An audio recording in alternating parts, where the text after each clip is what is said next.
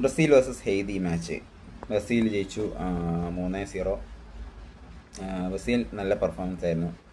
പക്ഷേ എനിക്ക് ബ്രസീൽ വിജയിച്ചതിൽ വലിയ അത്ഭുതമൊന്നും തോന്നിയില്ല. കാരണം ഹെയ്തി ചെറിയൊരു ടീമാണ്.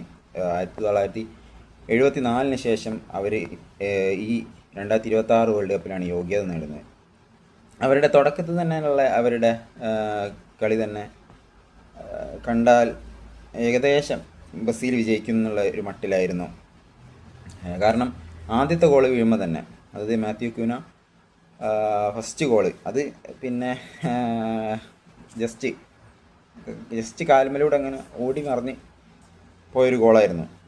പിന്നെ രണ്ടാമത്തെ ഗോള് മാത്യു ക്യൂന തന്നെ, മൂന്നാമത്തെ ഗോള് വിനീഷ്യസ്. ഇതിൽ എനിക്ക് ഏറ്റവും ഇഷ്ടപ്പെട്ട ഗോൾ വിനീഷ്യസിൻ്റെ ഗോളായിരുന്നു. വിനീഷ്യസിൻ്റെ റണ്ണും പിന്നെ ആ ഗോളും പിന്നെ പക്കിറ്റയുടെ പാസിൽ കിട്ടിലൻ ഗോളായിരുന്നു വിനീഷ്യസിൻ്റെ.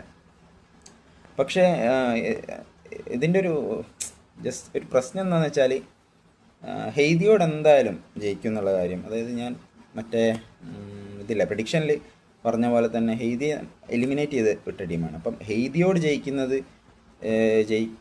വലിയ ഒരു അത്ഭുതം ആയിട്ട് ഞാൻ കാണുന്നില്ല. പിന്നെ അഥവാ ഹെയ്തിയോട് സമനില ആവുകയോ അല്ലെങ്കിൽ പരാജയപ്പെടുകയോ ചെയ്തിരുന്നെങ്കിൽ ബ്രസീലിൻ്റെ കാര്യം പോക്കായിരുന്നു. ഇപ്പോൾ ബ്രസീലാണ് ടേബിൾ ടോപ്പേഴ്സ്, 4 പോയിൻറ്റോടെ ബ്രസീൽ മുന്നിലുണ്ട്. പിന്നെ മൊറോക്കോ 4 പോയിൻ്റ് തന്നെ. പക്ഷേ കൂടുതൽ ഗോളുകൾ ബ്രസീലിനായതുകൊണ്ട് ബ്രസീൽ 1ാം സ്ഥാനത്തുണ്ട്. അപ്പം അടുത്ത മാച്ച് സ്കോട്ട്ലൻഡിനോടാണ്, ഉറപ്പാണ്. പിന്നെ റൗണ്ട് ഓഫ് 32 എന്തായാലും കയറും ബ്രസീൽ. സ്കോട്ട്ലൻഡിനോട് ജയിച്ചാലോ അല്ലെങ്കിൽ സമനില വഴങ്ങിയാലോ വരെ ബ്രസീൽ കയറാൻ സാധ്യതയുണ്ട്.